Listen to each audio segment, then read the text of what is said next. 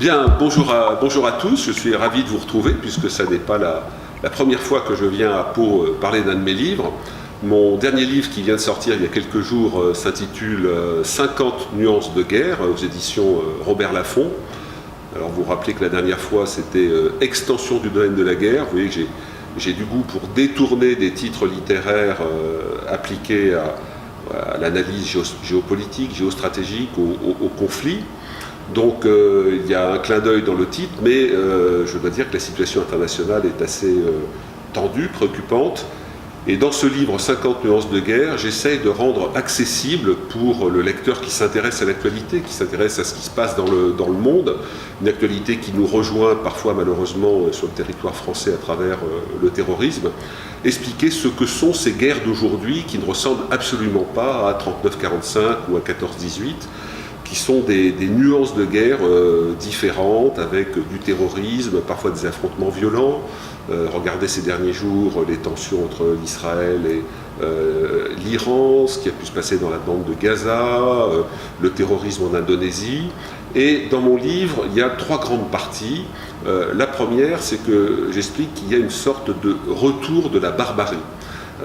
Ce qui est important, vous voyez, c'est la civilisation. La civilisation, c'est le fait de pouvoir dialoguer et trouver des terrains d'entente, dépasser les conflits par la négociation. Or, depuis maintenant quelques temps, depuis le début de ce siècle, il y a une espèce d'envie d'en découdre. Vous avez des pays, des groupes qui veulent en découdre avec les autres, et ceux qui veulent coudre des relations sont plutôt en perte de vitesse. Il y a aussi une demande de tyrannie, c'est-à-dire qu'il y a une attente d'hommes providentiels, musclés, des personnages comme Erdogan, le président Trump aussi, qui a séduit une partie de son électorat, c'est aussi le sultan ottoman Erdogan, le numéro 1 chinois Xi Jinping. Il y a, dans une période de trouble, une demande de personnages forts, tyranniques, on peut mettre des guillemets ou pas selon ce que l'on en pense, mais qui répondent à ces peurs, mais c'est plutôt un facteur de conflit, de tension dans le monde. Ma troisième partie, c'est que j'estime qu'il y a une envie de France et d'Europe.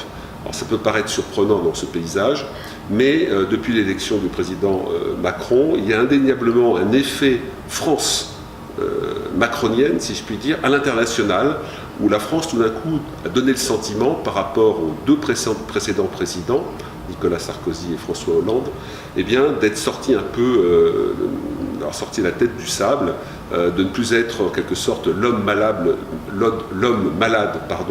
de l'Europe.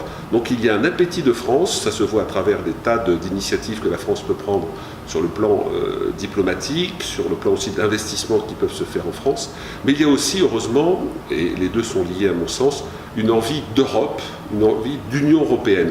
Alors je sais que ça peut paraître surprenant quand je dis ça, puisque on voit les élections en Italie, il y a le Brexit, il y a des tensions, des difficultés, et malgré ça, notamment quand on voyage à l'international, vous rencontrez des chercheurs, ça peut être un chercheur indien, un chercheur de Corée du Sud, qui vous dit, mais le modèle de l'Union européenne, dans ce monde d'aujourd'hui saisi par la barbarie et la tyrannie, et bien finalement le modèle européen, c'est un modèle de civilisation où les pays se parlent, où les pays ne se font pas la guerre, et finalement c'est peut-être le modèle d'avenir dans ce paysage international qui est extrêmement trouble et plein de failles. Donc je termine, vous voyez, ce livre sur une note d'espoir qui n'est pas simplement de l'envie, mais qui est un constat de ce que représente la France et l'Union européenne. Voilà, donc je vous attends soit directement à l'occasion de signature de mon livre, soit, si vous le souhaitez, en lisant mon dernier ouvrage.